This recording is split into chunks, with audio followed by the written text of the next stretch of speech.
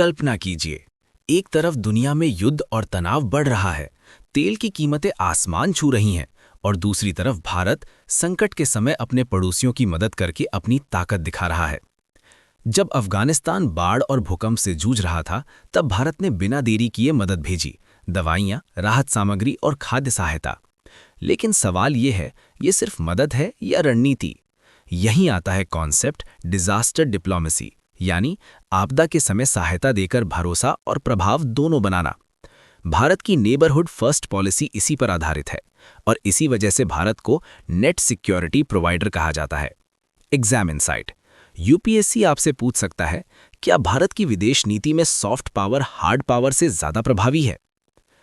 अब जरा middle east की तरफ चलते हैं, जहां बढ़ता तनाव सीधे भारत की इकोनॉमी को हिला सकता है, क्योंकि भारत अपनी 85% तेल जरूरतें इंपोर्ट करता है, और ये तेल आता है स्ट्रेट ऑफ हॉर्मुज से।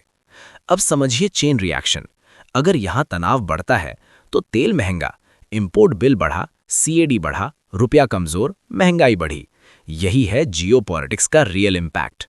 डायरेक्ट क्वेश्चन बन सकता है, भारत की ऊर्जा सुरक्षा पर पश्चिम एशिया का क्या प्रभाव है?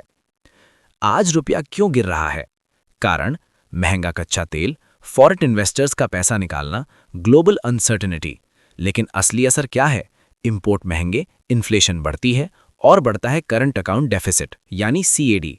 इसे कहते हैं imported inflation. Exam insight. UPSC concept based सवाल पूछता है, करेंसी डिप्रिसिएशन का इन्फ्लेशन पर क्या असर पड़ता है? इस साल गर्मी ने रिकॉर्ड तोड़ दिए, हीट वेव ने समय से पहले ही दस्तक दे दी। ये सिर्फ मौसम नहीं, ये एक संकेत है। कारण climate change, urban heat island effect. असर खेती पर संकट, पानी की कमी, स्वास्थ्य खतरे में। भारत में बढ़ती हीट वेव्स, कारण और समाधान, ये एक एक्सपेक्टेड मेंस क्वेश्चन है। थोड़ा पॉजिटिव भी हो जाए, भारत ने T20 वर्ल्ड कप 2026 जीत लिया, तीसरी बार और लगातार दूसरी बार। प्रीलिम्स में सीधा सवाल आ सकता है। भारत अब ट्रेडिशनल ग्रोथ से आगे बढ़ रहा है। स्टील समिट 2026 में फोकस है green steel, hydrogen technology, sustainable infrastructure, यानी ग्रोथ प्लस सस्टेनेबिलिटी साथ साथ। नासा का आर्टेमिस 2 मिशन इंसानों को फिर से चांद की ओर ले जा रहा है। ये सिर्फ मिशन नहीं, ये फ्यूचर है मून बेस और मार्स मिशंस का।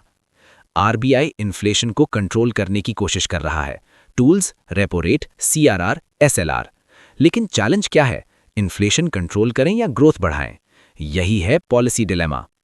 तो आज आपने देखा कैसे एक छोटी सी खबर ग्लोबल जियोपॉलिटिक्स, इकोनॉमी और क्लाइमेट से जुड़ जाती है। अगर आप इन कनेक्शंस को समझ लेते हैं तो यूपीएससी आपके लिए आसान हो जाता है। अगर आप चाहते हैं ऐसे ही डीप एनालिसिस डेली, तो चैनल को सब्सक्राइब करें।